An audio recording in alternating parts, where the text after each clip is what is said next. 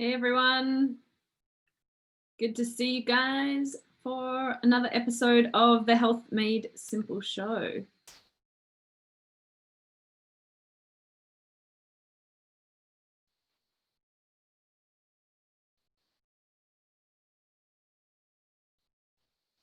Just setting us up on Facebook here.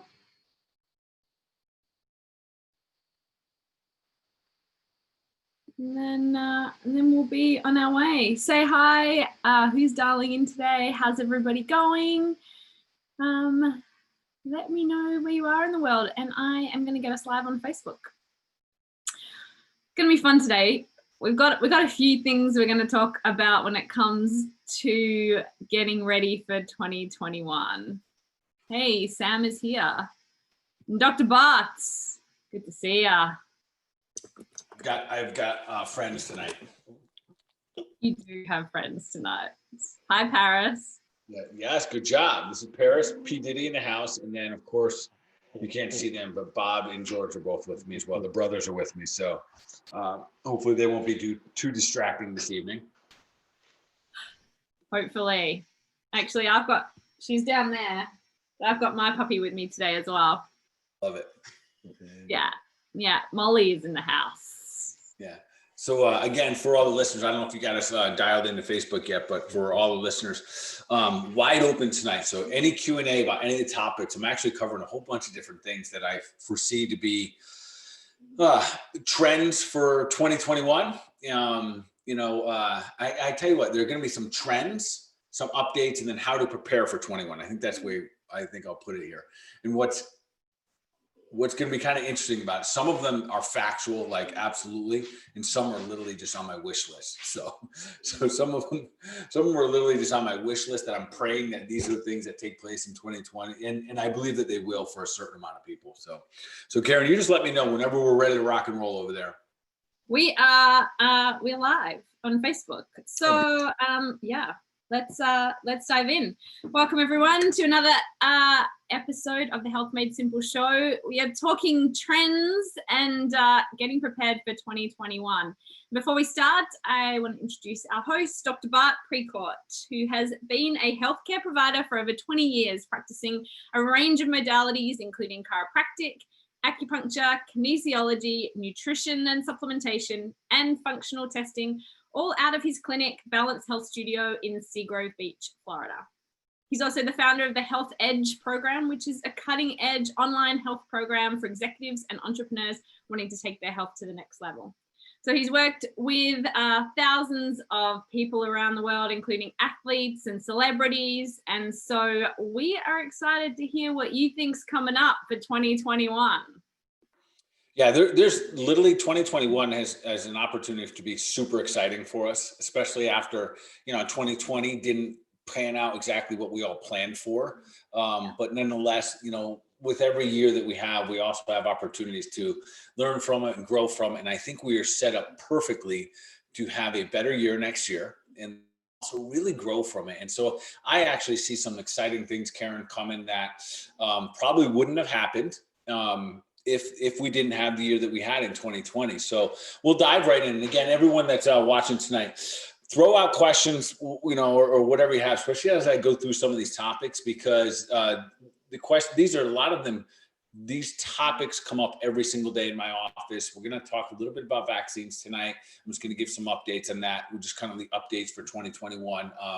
So if you do have questions, we're going to answer the best that we can here tonight. So the very first one of the updates, or if you want to call it one of the trends for 2021, and this one is going to be huge, Karen, is that this is number one, and that we must become more emotionally fit. And what I mean by that is this: listen, we literally have to increase our emotional fitness. Our fitness right now, emotionally, this has been a different year. We had the elections, we had the COVID, we had so many things that really dove into the heart of our emotions, and I don't know that collectively we handled them awesome. So moving forward, because here's some of the realities. Some of those things, they're not going away. And we'll talk about this because number two, I'm going to give an update on the vaccine stuff. But one of the realities is that even with the vaccines coming aboard, we have an entire year left of this going on. So literally, this is the emergency phase that they're being distributed right now.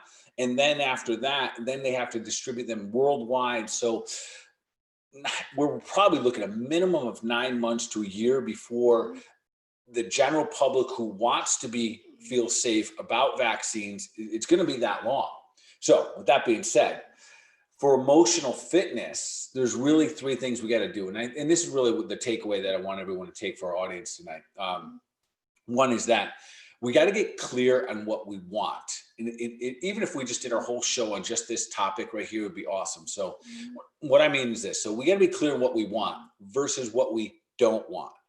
The reality is the nation, well, not just our nation, but the entire world literally has spent almost a year now talking about what we don't want.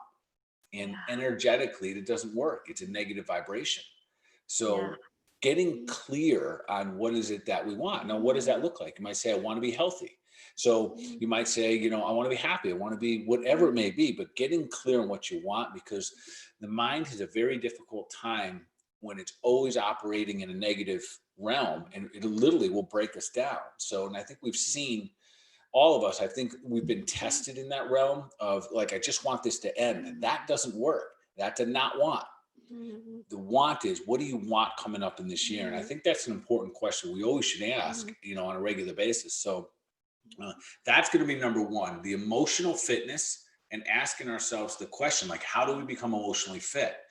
Ask ourselves the question, what is it that we want? And this is a difficult question sometimes, because we really should be asking, Karen, in relationship to our health, our wealth, our finance, our relationships, a little bit across the board. And then it can give us strategies. So that's number 1. That's how we can start to move in the direction of emotional fitness, is to focus on what we want. The second part is make sure that we have the associations put in place. You and I have talked about this since we started the show. Accountability, the people that we have, the tribe that we have, are going to have such a massive influence on the direction that we go with our thoughts and therefore our actions. So really taking a look at next year and saying, is it going to work? Is it going to work if I'm around the same people? If I'm listening to the same shows, if I'm watching the same radio station, whatever it may be? That's the kind of conversations that we need to have with ourselves so we can get a little more emotionally fit. And then last, of course, action. How do we hold what's holding us accountable for our action steps? So those 3 right there, Karen, that in terms of emotional fitness, that is how we start to establish becoming more emotionally fit. Yeah. And I mean, I think they're all intertwined, right? We were talking before the show about the focusing on what you don't want, how everybody has been focusing on, I don't want to get sick. And I think the people you hang out with or the people you spend the most time with have such a big influence on that. If you are sitting around and you're all worried and you're all fearful and you're all talking about what you don't want or what's not going well, or focusing on these things within your group, as opposed to being surrounded by a group of people that are focusing on, well, what can we do to get strong through this time? What do we have control over?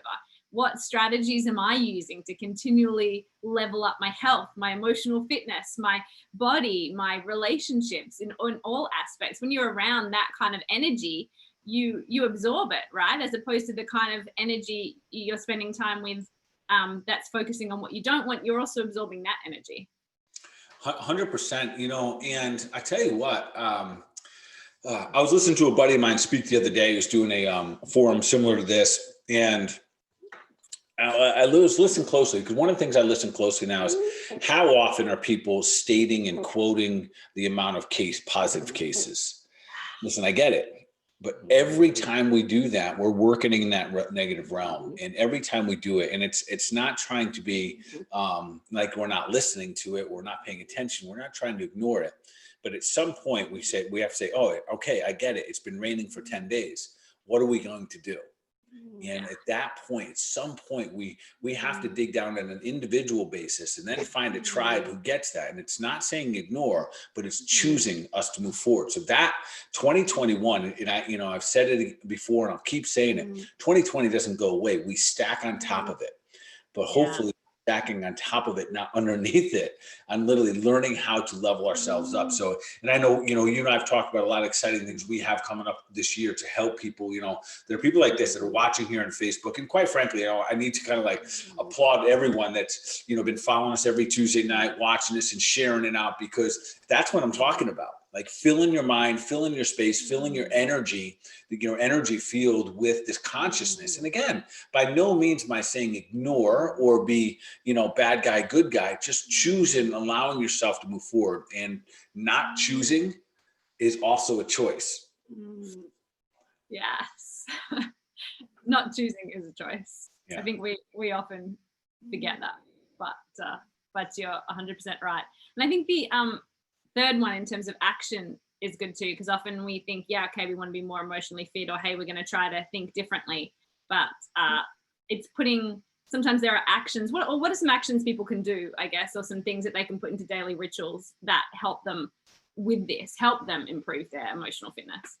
Yeah, that's a great question. So for those of you that participated in the in our 30-day challenge, that was a setup, quite frankly, a setup for what I think that we need to be doing for every day in 2021, and current, including right now. And what I mean by that, Karen, is I think it's important, it's almost going to be mandatory that we choose every day to have a conversation with ourselves, to meditate, and choose in the morning, like to win the morning so we win the day.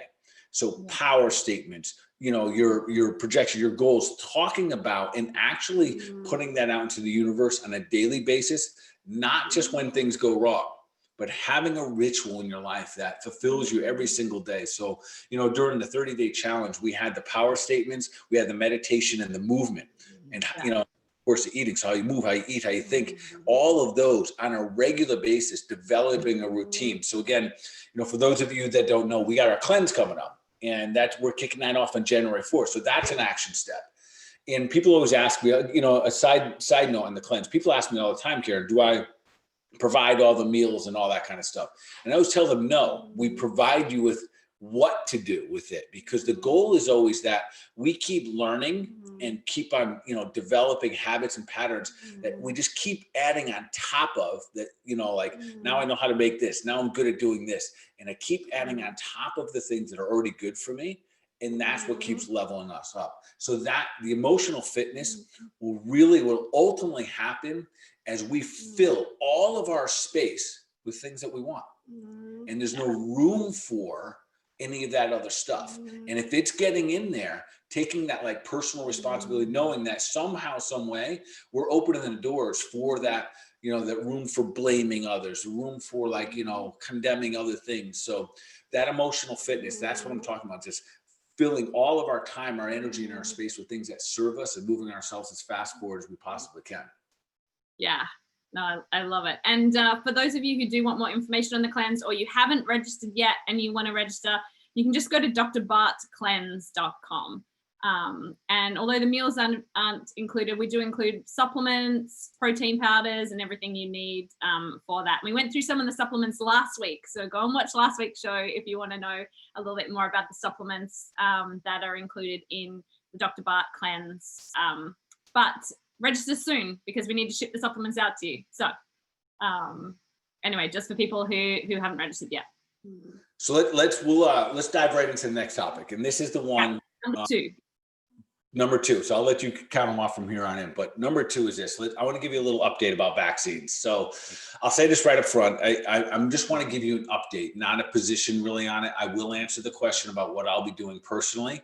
I'll also tell you that this is a very vulnerable spot for me to do this, because in our world, and I think you guys will understand this, for the natural healthcare providers that are talking about vaccines, we're getting cut down left and right. We're getting knocked off Facebook. You just don't let us speak about it. So I'm just going to update you with the exact information that you could find right here, right now on just a simple Google search. And I'll do this just so it's collective and you can kind of narrow these things down. I was telling Karen, I spent hours yesterday on some of the most prevalent, the most notarized websites for and where you'd go to get research, something called PubMed.gov. And I dove as deep as I possibly could to research all the different vaccines that are available. And I'll tell you, it's tough learning. It's very difficult to decipher. And when someone says, oh, well, you got to listen to the science, I rarely believe that they are actually reading the science, because it's very, very difficult. And there's a big difference between science and public opinion papers. Yeah. So something that is from, and it could be, you know, a public opinion paper that you like or don't like. For example, the media, that's a public opinion. That's not research. That's not science. So with that being said, I will share with you, and if you guys do have questions, start throwing them out right now about, you know, this topic. We're going to try to make this short and sweet, Karen, because I got 5 other topics I want to cover. But the vaccine. Yeah.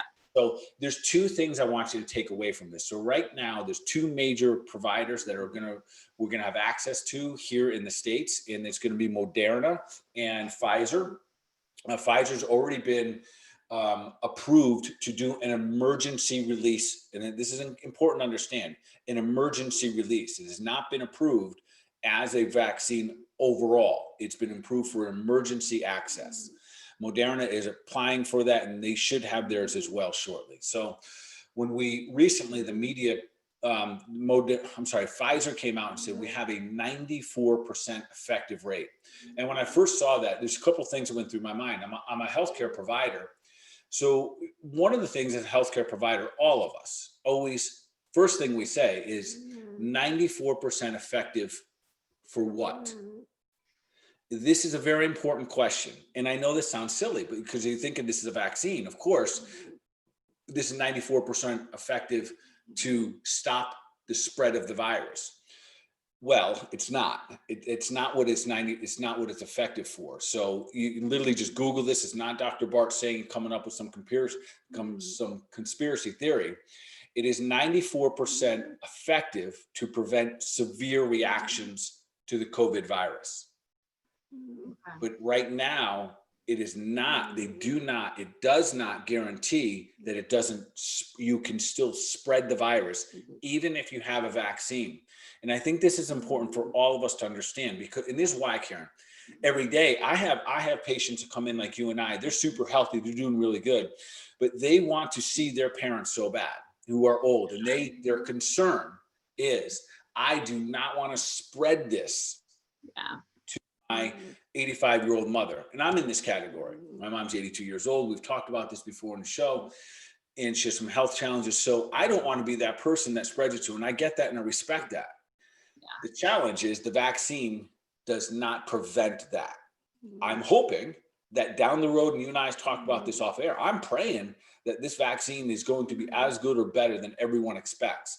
But I am a healthcare provider. It's part of my job to kind of analyze this. So I would say everyone that's listening right now, there's first thing that you want to ask when you hear something's effective. Hey, listen, if I tell you ashwagandha is 94% effective, the first thing you should ask me is, for what? And if I have something and I say, well, it's 94% effective on balancing your thyroid, your adrenals, and your hypothalamus gland, you go, oh, that's cool, I just don't need that.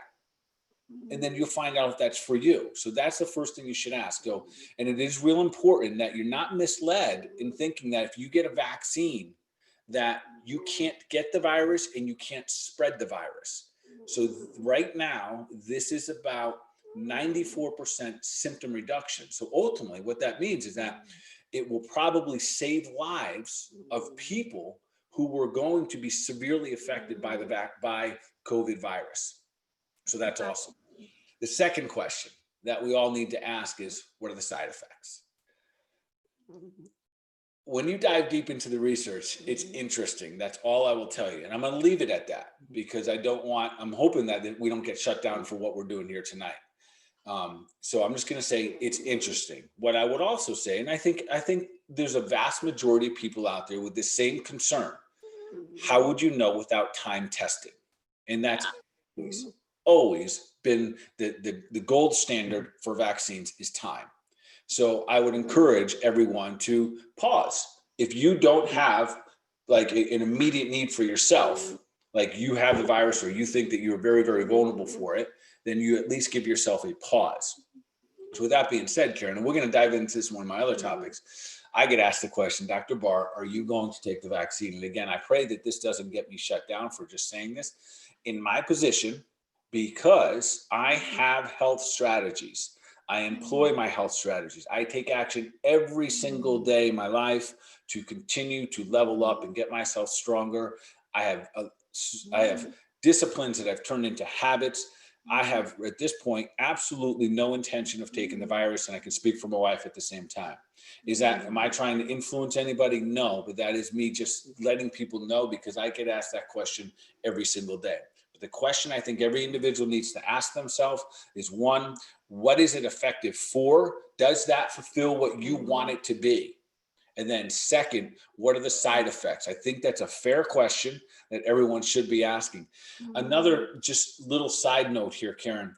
Right now, from what I'm reading, it is not available to anybody right now under the age of 16. Well, Pfizer's under 18 and Moderna might be under 16. So right now, the plan is that the children will not be vaccinated. I suspect they will do some trials with them later.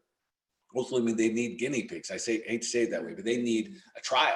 They need to be injecting children. So typically, what'll happen is that they do the adults first, right, who may be a little stronger, that can handle this, and then see if everything goes good, their high risk isn't there, then they might start giving it to the children, to the younger peeps. So right now, not even available for children under the age of 16. So, and that might change people's plans, because the biggest thing, Karen, that I've heard from a lot of my friends and a lot of family and people that love me and that I love, and then, there's like this, there's still this weird gray line in between vaccinations and not vaccinations. But I've heard often that the concern is that they can't see their parents and they want to see their children. So I say that because the children right now, from what I'm, and you guys all have the same access that I do, going online and Googling what I'm saying here. And from what I'm recognizing, what I'm seeing right now, under the age of 16, under the age of 18 will not be vaccinated at this point. All right. So that's our vax talk. Well, we've got a question here. And I don't know if you or what you think, but I've heard that the vaccine changes your RNA. Is that true? Okay. We're going to get into some little technical stuff, and I'll address those the best that I can. So know this. When people say, well, you're not a virologist, I know that. And you're not an epidemiologist, I know that. I'm a healthcare provider. I care about this stuff. So I read this stuff, and I read this in my spare time, which is really weird. Okay. So will it change your RNA? Depends on what you mean change. So this is what it is. It's called an mRNA, a messenger RNA. And really it's essentially the equivalent of, you have your computer, and then what do you call those things you plug in to run a program? Like a USB drive or something. I think our mRNA, messenger RNA, you're plugging in a USB drive to your hard computer. What we don't know, so then when you push the button, it runs that program. We're going to assume that button is what we call the corona spike. Corona means crown. They see a spike of different things, and that's where it all came from. So they see a spike of this corona-like response. And that mRNA is going to be bound. Now it goes in, and then it helps kind of like activate some ribosomes, and we can get a little technical here, but to change your DNA, I don't know that it's going to change your DNA, but it is going to bind to your DNA. Now, the question should be, and the one that I don't know the answer to yet. So right now they're saying that these vaccines are also going to require a second shot and potentially third shots, boosters. mRNAs are often delicate, okay? One of the reasons Pfizer's having such a trouble here of distribution is because the mRNA is so fragile that literally it breaks down easy. And they have to have it like under some crazy cold number, like under like 50 degrees, like under freezing or something. So they anticipate that Pfizer's going to be really good being stored in hospitals. And then Moderna's vaccine is a little more friendly to the environment, and meaning like they can held it in normal doctor's offices. It's going to be out in the rural areas. So my thought, and this is just my thought, as I try to navigate through all of this research, folks, and I'm telling you, there's no one-liner that sums this up unless it's an opinion paper. When I look at that, my question is this mRNA fragile enough where it breaks off and dies off the body? And then do we need to continue to vaccinate ourselves? That would be an assumption that you could deduct. But right now, I don't know the answer to that. So I should have said I just don't know. But it doesn't change RNA. It goes on top of it and it gives it instructions of what to do. And I think there's going to be things that we don't know at this stage, right? Like until the vaccine is released and it does roll out, I think we're going to, I don't know, I guess we're going to see what happens. Karen, there's one thing I would, and I think that was an excellent question. Whoever asked that, I love the way they're thinking because that's what we got to think. We've never used mRNA vaccine before as part of a vaccine. This could be cutting edge science, but you always got to be mindful of the first one out, right? It's like when a car first comes out, a brand new one, you're like, I'm going to wait for a couple of years here. And, right. So I think we're going to see a little bit of that. So just the fact that the people are asking these questions, I love it. And remember, when you're doing your research, you have to be very careful not to get your data just from an opinion paper. That means the New York Post, that means whatever. And I'm not picking on that paper, but just an opinion paper where some journalist is just writing about it and putting in friendly words and saying, no. You got to dive a little bit deeper into the research. Yeah. And I think one of the good points in there is to question, it actually doesn't matter if it's the vaccine or it's something your doctor's recommending or it's anything else, as you kind of started off with the what does effective mean? Learn to question what people are saying. Also, does that make sense for me? Does that make sense for my body? Kind of like when we were talking about listening to your body and intuition, there's that piece there of taking, responsibility for what we are doing with our bodies and being allowed to ask some of these questions. So I love that. On that note, should we move into number 3? Moving to number 3. And listen, if you guys have questions, we'll circle back on. We'll grab. But there's a couple other things I want to tackle. Yeah. So number 3. So number 3 is this: that functional medicine. This is going to be an update. This is what's going to take place in 2021. This is super exciting. That functional medicine and functional nutrition will continue to be on a skyrocketing level of participation. So it's going to become more and more popular. So functional medicine and functional nutrition is going to be off the charts. Why am I excited about that? For a couple of reasons. One, obviously that's what I do. Why is that something? Or I think the better question would be asked, for those of you who aren't familiar, what does that really mean? What is functional nutrition? What is functional medicine? And I'll give you my best 60-second version of it. So traditional medicine is a sick care system, meaning that you have a sickness, you have a cold, flu virus, you broke a bone, whatever. You go to the doctor when you are not well, and the symptom is treated. It's cool, right? That's our entire healthcare system. You're not feeling good, to go to the doctor, you said you have high blood pressure, we treat the high blood pressure. That is a sick care system. That is traditional model here in the United States of America. It is why our model is also broken, because our system is designed for acute care, and this is very important for us to understand. It is an incredible acute care system. But once we get into chronic issues, heart disease, diabetes, cancers, we're in trouble, because we do not have a system that's provided for chronic type care.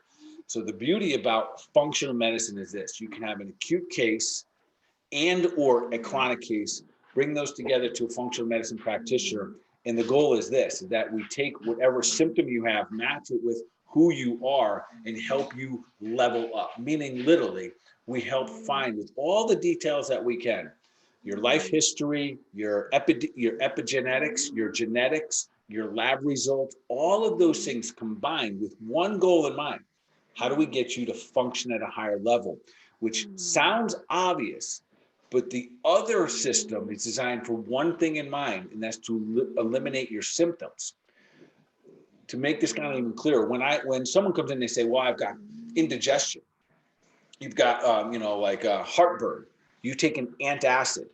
You will get rid of the heartburn, but you are literally lowering the function of the human body because now you can't break down fats as good, you can't break down proteins, and you reduce things like zinc and magnesium. So you literally, by reducing the symptom, you reduce the function of the human body. So the cool thing, 2021, those practitioners out there, and some of them are listening and watching here tonight, get ready. Your practices are going to explode. There's more and more want and need for it. I use it. It's the same, like when you guys hear me about doing my labs and all that kind of stuff, it's the same thing I do. And I have practitioners that I incorporate. So super excited about that. Functional nutrition. I'll just real quickly on that. And what that means is literally we use all that same data and find out what type of nutrition is best for you. And we all know that we're supposed to eat from God's garden. If it comes from root, plant, tree, walks in the garden, swims in the sea, we eat it. If it's not, we should leave it alone. And yet, even then, sometimes there are foods that aren't good for us because our bodies have been beaten up, or our genetic expressions, our certain genes have been turned on and certain genes have been turned off, and therefore certain foods no longer agree with our body. So for those scenarios, functional nutrition means that we dial in very specific type of strategies of nutrition for an individual. So, man, it could look like anything. I could have a client who has yeast and candida, and their functional nutrition might be a carnivore diet. I might have someone else who I might need to put them on a vegetarian diet. And that is where we use functional nutrition combined with whole food supplements, nutrition, sleep. So all of those together, that's really what functional nutrition is, which is, again, not just trying to eliminate the symptom with those strategies, but literally leveling ourselves up, becoming an optimal functioning human being. Which is awesome. I think people are starting to realize that when we treat just the symptom with things like medications, we get more symptoms and then more medications and more symptoms and more medications. And as you said, for acute care, it's amazing. Like if I get hit by a car, the hospitals, how they can put people together, like amazing. But for chronic diseases, I think the fact that there's more and more of this coming out so that people have another option, because I think before people didn't have another option, or they really felt like their traditional medical their traditional medical model was all they had. And so just for people, if they, as you were saying, you do this, if people did want to come and get a consultation with you, do they have to be in Florida? Do you work all across the country? Actually, we've got someone on the line from Canada. Do you work with people there? Yeah, absolutely. Anyway, that's the beauty. That's another thing I think 2021 is going to be bringing us, that we're going to have more opportunities to really seek out exactly what you want. So yes, I can work with anyone from anywhere. We do just like this, Karen. We do virtual consults. It's fantastic. It's one of the, the pivots that a lot of healthcare practitioners have made. And quite frankly, it's given more access to the patient and more, like in a weird way, even though we're not in the office, it's actually created more of a personal relationship with a lot of the doctor patients. So it's been quite nice. So if people do want to do that, absolutely, you guys can just reach out to the office, and then we can send you labs. We can really do it all. Speaking of labs, so I'll give you an idea. For those who are going to do the cleanse with us in January, I often am an advocate of doing your labs after you've done a good job with your body, your health, and your diet. And that is a huge difference between traditional lab taking and functional lab taking, because if you can do them when you have absolutely no symptoms, you have a good baseline. But if you're not well, we expect your labs not to really show up well. That it should be that way. So for those of you that are going to maybe do a cleanse or do a cleanse with us in January, do something to raise the bar. It'd be awesome. When you're done that is when, in my opinion, that we should then run your labs, because then we have a great baseline. You know what you're doing good at, you know what you're not doing good at, and then you can make some very, very strategic efforts to really level up and make, maybe 2021 the best year of your life. Could be, right? Could be. All right. Well, that kind of like actually all we're talking about kind of leads into number 4. Yes. So there's going to be a trend toward health first. And this is a little, quite frankly, this is like one of my wish list things, but I see it. I see it taking place for a lot of people. I see it for families. And how do I see it? I see, when I say health first, is that, listen, we have a pandemic, meaning worldwide, and there's a health issue here. We have an issue, not because of a virus, but because as humans across the nation, we're not that strong right now, and we're very, very vulnerable. Did my dogs kissing back there? Yes. Hey, good.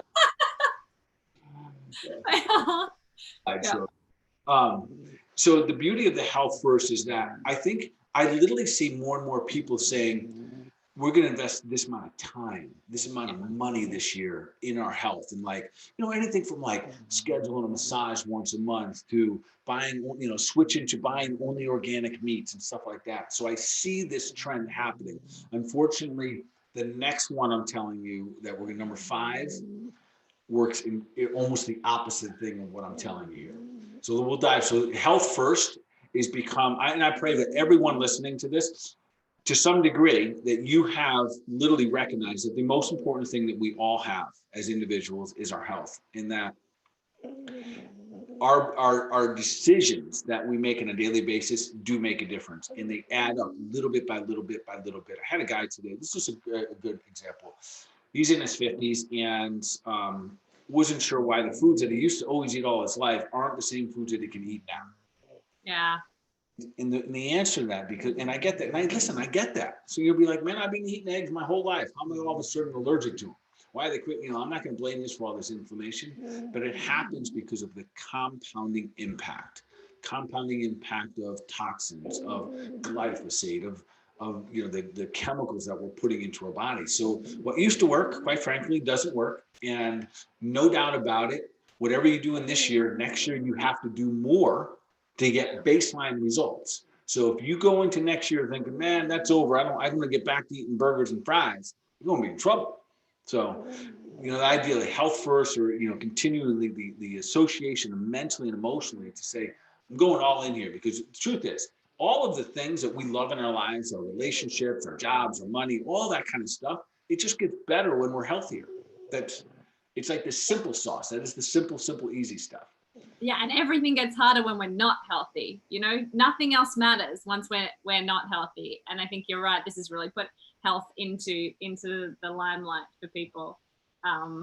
We have a couple of people who watch this show every week just for the doggos, by the way, just for your, just for Paris and Bob and the team. Sorry, Dr. Bart, but the dogs. Yeah, anyway, that is the good bit. The I guess negative side of that is number 5. And number 5 is that the sugar industry is at a record all-time high sales. Yeah, which is crazy. I didn't realize that, but yeah. So tell us what's happening. Yeah, so folks, listen, it's kind of interesting, right? And I think all of us, again, we need to be like, just kind of like shaking our head a little bit, just like, this is interesting.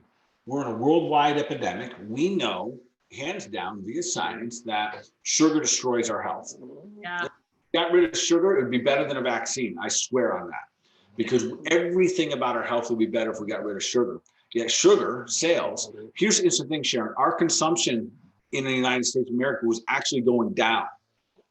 Like a little bit. We were eating a little less sugar each year, and now it's back up. So the sugar companies are at a record all-time high, and they're becoming brilliant with their marketing. Yeah. Brilliant. So listen, we know, and we're emotionally distraught, like, man, a quick pick one up to buy a little ice cream or some cookies or something like that. And we're conditioned that way because literally since we're little boys and girls, you have a birthday, you get something, you get sick, you get something, someone is born, you get cake, someone dies, you get cake. Like, we use that to manipulate our emotional state on a regular basis. And the sugar companies know this. And there's some big players out there, like Mars is one of them, big, massive company, huge sugar maker. They make things like the Mars bar and just a bunch of other common ones. Yeah. And what's taking place now, they're associating sugar to what we are dire needing. And we're right now as humans, we are lacking interaction. We're craving human interaction. We're craving connectivity. We're craving to be together and be able to like shake each other's hands and hug and all this stuff. They know this. And you'll start to see, so folks, if you watch TV at all, especially on like sports or anything else, watch the sugar commercials, watch the M&M commercials. They used to squash them and see the little M&Ms get killed. Now they hold hands and hug. Yeah. Crazy. Marketing is a huge part of, manipulating our behaviors. So all of a sudden you see two little M&Ms hugging, and they're holding hands. Man, isn't that great? And then you think about that M&M when you eat it, and you literally trigger the same type of chemicals that are in your body, you know, like that you have them without even having them. You get a little dopamine rush, man, it makes you feel good. You got to get yourself some M&Ms soon. So it is that type of thing that those marketing companies, they're brilliant. They understand marketing. They understand biochemistry. They understand how to, you know, lean into our emotions a little bit. So super, super important that we become super aware. You know, I'd love, hey, let's do it. Let's make this the sugar-free year. Man, I'm telling you, if we outlawed sugar, right? Like we wouldn't have to close down businesses. We wouldn't have to do all this stuff. Just close down sugar and alcohol. We'd be good to go. Or at least make it really expensive.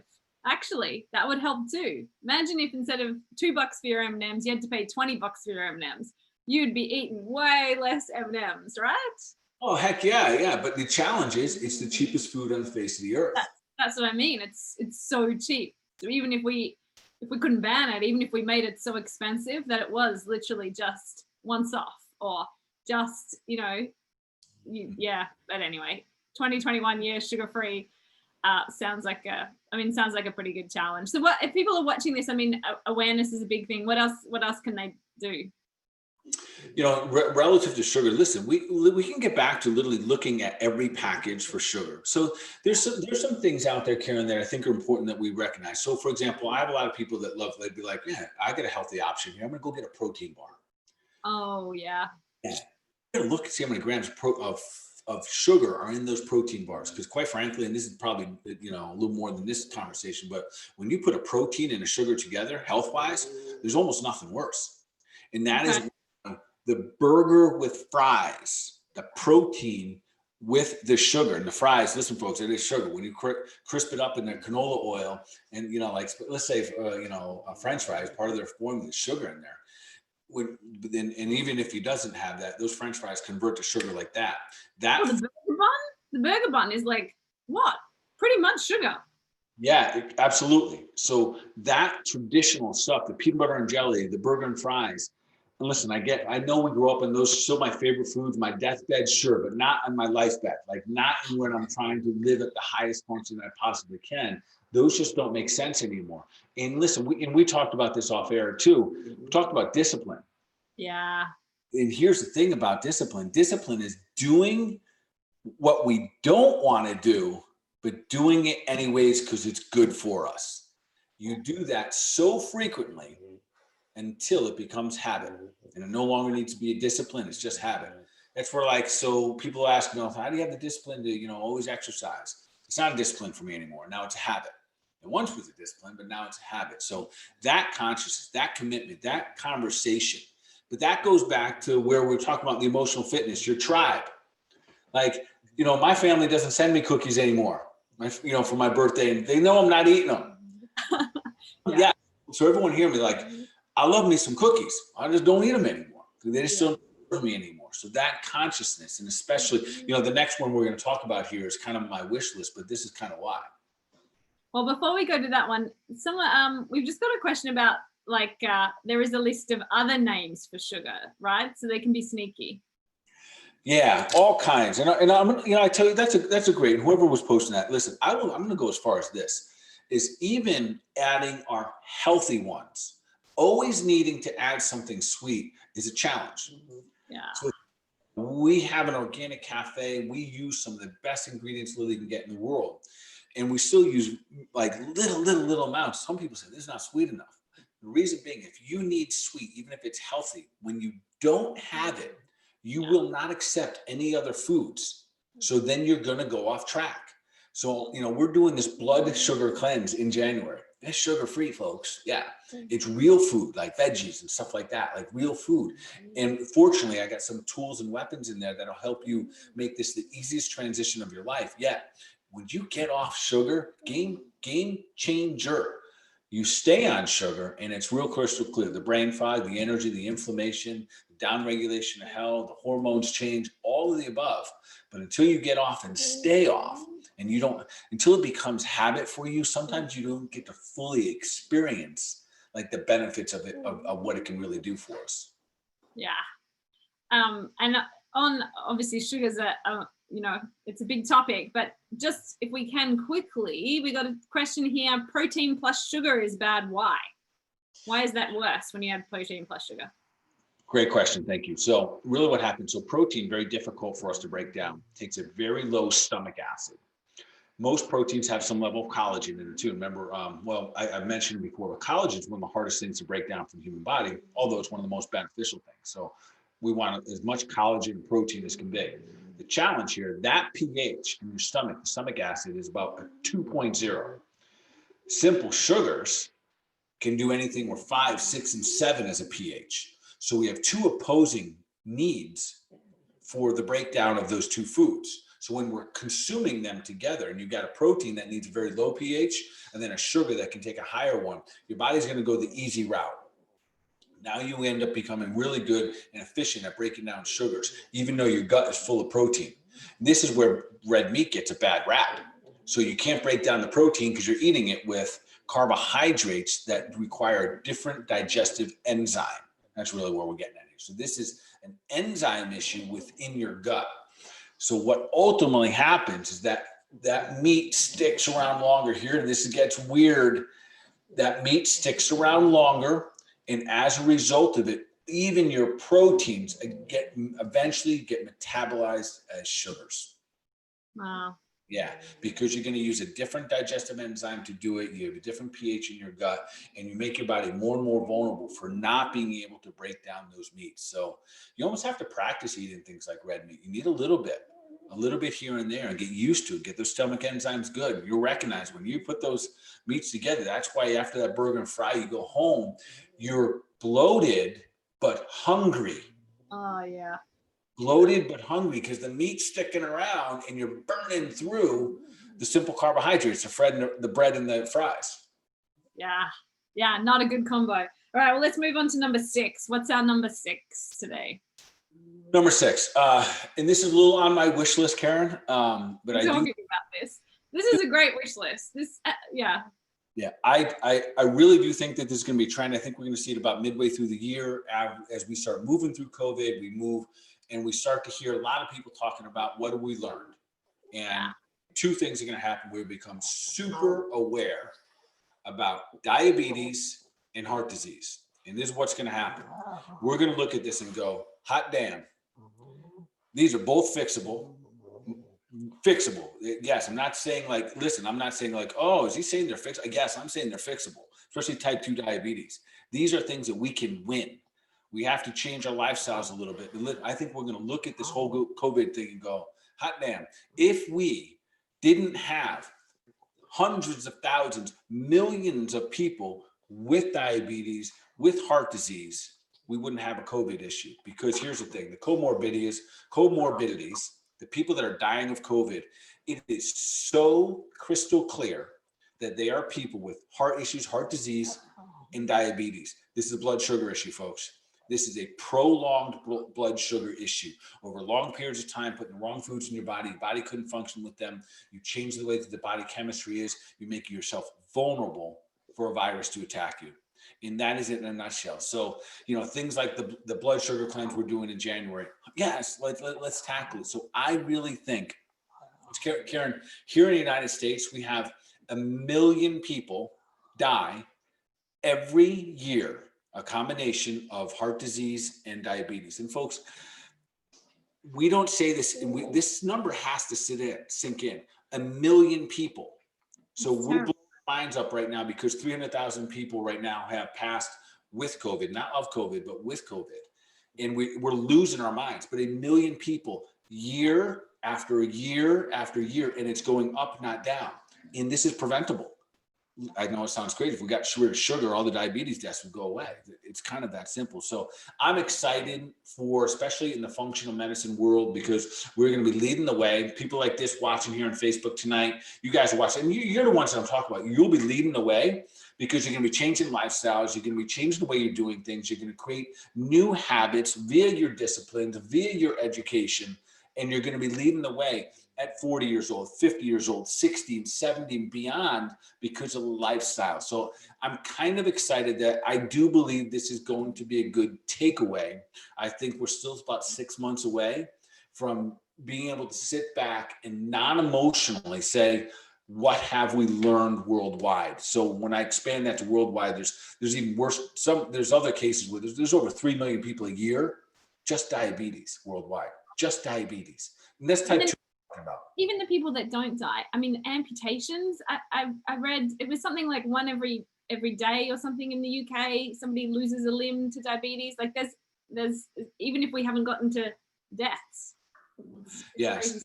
All of it, brutal. It's literally the whole lifestyle that goes with that. It's down. Like your life, the quality of life goes down. So I think that this has an opportunity to really be an eye opener, and that's where I think all these little things I'm talking about, the emergence of functional medicine and functional nutrition, to see these things coming. Karen, the test that I run, I have a male panel, a female panel.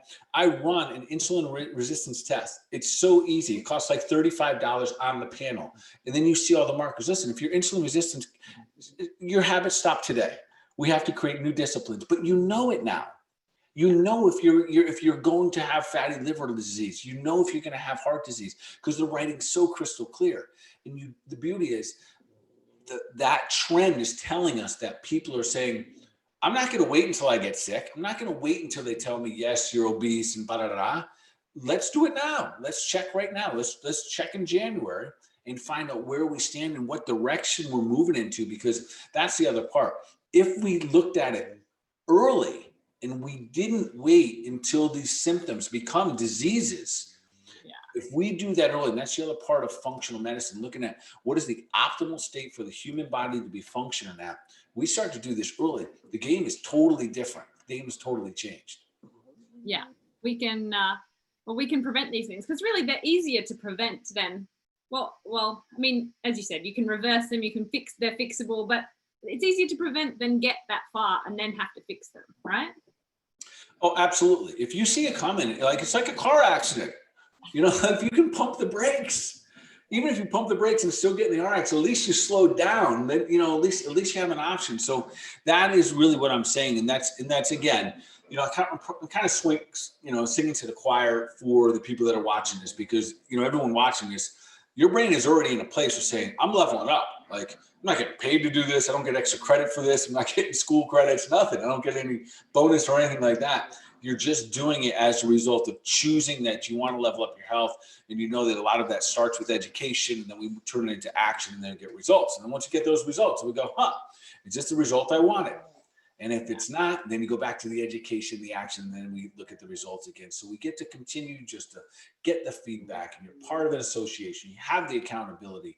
And each time you do that, it makes the last one look easier than the next one. So it gets easier and easier, which is awesome. Yeah, because I think also, people don't have to do it alone, right? It's like, although we are saying, yes, these are fixable, for some people who have been in a certain way, a certain lifestyle or a certain way of eating for a long time, yeah, in the beginning, it can be challenging to make changes. So you don't have to do it on your own. Reach out to a practitioner, get some steps, get some help, join our cleanse, join a program, get some help. You don't have to power through it or beat yourself up that you didn't have the willpower to make these changes. Get yourself what we're talking about, the accountability and the support and the specific, I guess, techniques for you. Again, so just that whole idea, I think the awareness, moving forward is going to be such a big thing. So that's where I think all of this, when we look at it, it can be exciting if we're willing to learn from what we've taken, what's taken place in 2021 or 2020, we can actually advance ourselves in 2021. So are we getting to number 7? We're getting to 7. Before we do, we've got a question. Can you reduce cortisol naturally without supplements? Is a question here. So to create a little clarity about that, if you have high cortisol, it's the only time we want to reduce cortisol. Yeah. And the answer is yes, you absolutely can. So remember, supplements help us basically cut the line. Okay. So I'm a huge advocate of supplements because it allows us to fix up deficiencies. We get to remove toxicities. But in a scenario like your adrenals, if you think that you have high cortisol, maybe you've had a test, could you do it? And that's where epigenetics, that's where our lifestyle comes in. And those are the simple ones. Start with Sleep, sleep, and sleep. Get more sleep, and you will start to improve your cortisol function in the human body. So the second thing, it's sleep, sleep, and then sugar, sugar. Yeah. So, and then the third thing is stress, stress. So those S's are really the causes of adrenal dysfunction, which is off dysfunction, which means that typically in the beginning of adrenal dysfunction, you have high levels of cortisol. And then, so the question is asked, you gotta be careful because we're not trying to lower cortisol, we're trying to normalize it. And you only have normal cortisol when you have healthy adrenal glands. So can you do it without supplements? Yes. As a practitioner, it is almost always, Karen, part of my strategy. We just knock it out of the park. People go from literally feeling like they have no energy waking up, and as we go climb the ladder, using supplements, changing the lifestyle, getting the diet, dialed in, feeling like literally like a new man or woman in a couple months. And that's one of the rewarding parts of my job, when I see someone that walks in, looks like they're like, got a wet blanket on them. And then, a couple months later, literally like you can see the vitality, you see the chi back in their lives. And it's that part of it is really exciting on this. And I know it's exciting for you too. So the person who asked about the cortisol, yes, you can. I don't know if you don't just like supplements or can't, or maybe the cost is too much, because it does cost money. But you absolutely can start with sleep, get rid of the sugar, and then look at how you can change your stress. Changing your stress isn't as easy as it doesn't go away, but where you can do it is maybe change your associations so what you focus on expands as well. Yeah, love it. All right, well, with that, number 7. Number 7. All right, so this one's a little bit different, but this is going to be an interesting trend, what we're going to see in healthcare coming up in 2021. And I expect that it's going to gain some real quick speed, and it's going to be private, or what I'll call protected health groups. So let me explain this. So not necessarily like an insurance plan, but literally like groups almost like this, Karen. So we are going to launch a private health group, a protected health group later in this, like the first quarter, probably going into the second quarter. And really what it means is this, is that our ability for men and women like myself who are sharing health information, I tell you folks, we're getting squeezed. It's to a point where I have to make a decision every day, the topics I talk about with all you guys and how much I want to share. Literally, I'm an open book. I don't hold anything back. I'll give you everything I want. But I am walking on thin ice right now in terms of them shutting me down on social media. Some of my friends recently, one of our guests earlier, Dr. Axe, he got shut down recently. And it really, what happens is, if we're using those platforms, you just don't have any say when the normal social media platforms. So with that being said, the flexibility we have by pulling out of those groups, I might still say like in Facebook, but have a private group where in that private group, almost like an inner circle group, we can expand everything. We can talk about the things I simply cannot talk about. I can go to a whole different level of talking about vaccines, about protocols for symptoms, sickness, and diseases that I simply cannot do here. And then there's all kinds of other benefits. There's a live interaction. You have a tribe in there. Now, I do suspect that these types of protected health groups, be part of them, folks. They're going to fill up, because my group, I'll probably only have 100. It'll be a paid membership. My guess would be 100, because it's going to be serviceable, meaning that it's going to be something that I can kind of, like answer questions, and my team can do it. So when you find a tribe, or you find someone that you think has something like this, pay attention. You're going to see people doing it, and it's going to add so much value. And practitioners like myself are going to be doing this because, one, we want to be able to serve bigger groups. We can't just do it in our offices. We know that. And there's so much information that we could provide through video, through, like a platform, like a social media, but protected where it's kind of private. There's so much we can, I'm so excited to do it, Karen. I was just telling you like a little bit of what I want to do on it. So there's so much information, so many different good things we want to be able to put on there.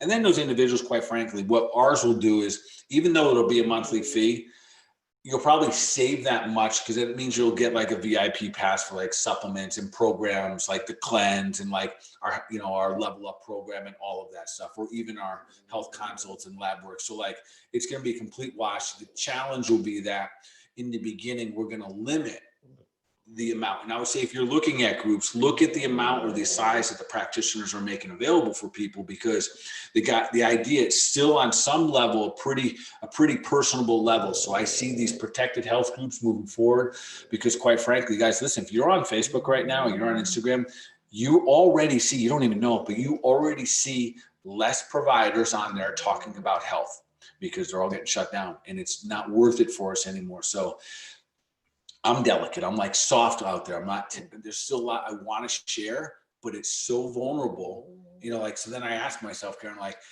all right, let's say I just give them everything I want to give them. What if I get shut down? If I get shut down, am I really serving everyone? So I wrestle with that all the time. So like, am I serving people if I'm not here? So that's kind of the dilemma many of us are. So listen, and big players are doing it. So many of you know someone by the name of Dr. Mercola. Dr. Mercola has been around for over 2 decades online.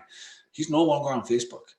He's probably the biggest out there in terms of data and information. He is a medical doctor, but he's in the holistic space. No longer on Facebook. One of my colleagues, a dear friend of mine, one of our guests recently, Dr. Rhonda Nelson, no longer on Facebook.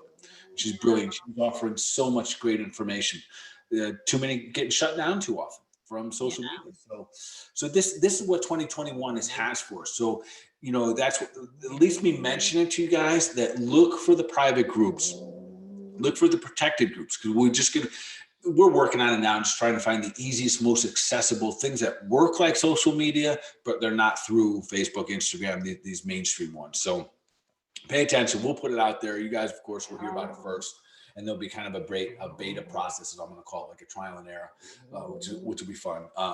So just kind of pay attention. And I think that trend for 2021 just falls in line with all of it. The awareness, the functional medicine, the functional nutrition stepping up, our ability to really take away from 2021 things like diabetes and heart disease, that we can do things about this, the fact that we need to become more emotionally fit. It all kind of comes together. It is all to some degree coming together, that these were just things that they just got sped up. That type of protected health, like programs, that was something that was coming. I would have projected it had been about 5 years out, 6 years out, but it's right here, right now. This is a next year thing. Yeah, it's all getting sped up. And guys, if you want to make sure that you get all our launches, all our updates, all our programs that are coming out, make sure that you're on our email list. So you can go to healthmadesimpleshow.com and register to get all the reminders for our show. And if you're on that list, you'll also get any of our updates and when we launch this new platform. So make sure that if you're not already, healthmadesimpleshow.com, go register, and then you won't miss out on any of our updates and anything we launch.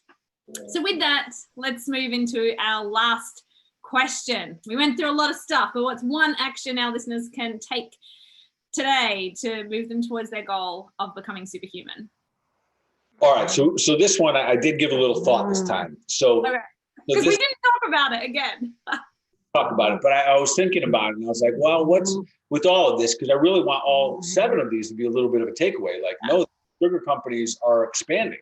Like, I want us to take away, to have that conscious aware. But so I would say this, that choose in advance what you want and make it measurable.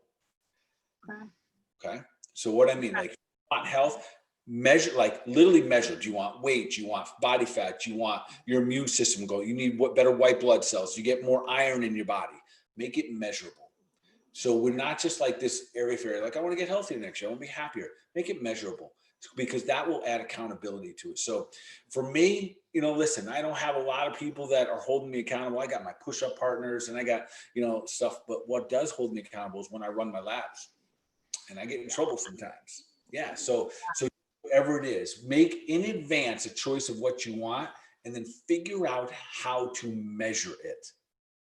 Yes. Dr. Dave here in the chat wants to measure it in Dr. Bart's biceps, apparently. Did we let him on? I thought we blocked that guy out. I know, we were thinking about it. Oh, awesome. Well, thanks so much, everybody. We love that you're here and watch us every week. We're going to be back same time next week, actually. No, sorry. Yeah, next week's Christmas. Yes. Next week is a holiday week, so we're going to take a pause next week. We're going to get our brains going, so you guys are going to stay clean next week. And then we'll be back on the week after that, which is the week right like between Christmas and New Year's, the week right before the cleanse. So that'll be like listen, if you guys are like semi on the boat, and so many of you already reached out and said like I'm all in, and I'm with you here. I'm all in. I'm ready for a cleanse as well. So let's put that on your calendars. You can still reach out. There's still time to do that. So all right, Karen, with that being said, I guess this is where we will say goodbye to P. Diddy here. And of course, you guys keep doing your thing, keep sharing out, keep spreading the love. I appreciate loving every one of you. And listen, this tribe is awesome. Keep raising the bar, and obviously every day, keep doing your thing. Keep taking deliberate action for your mind, your body, your overall wellness. Y'all be awesome.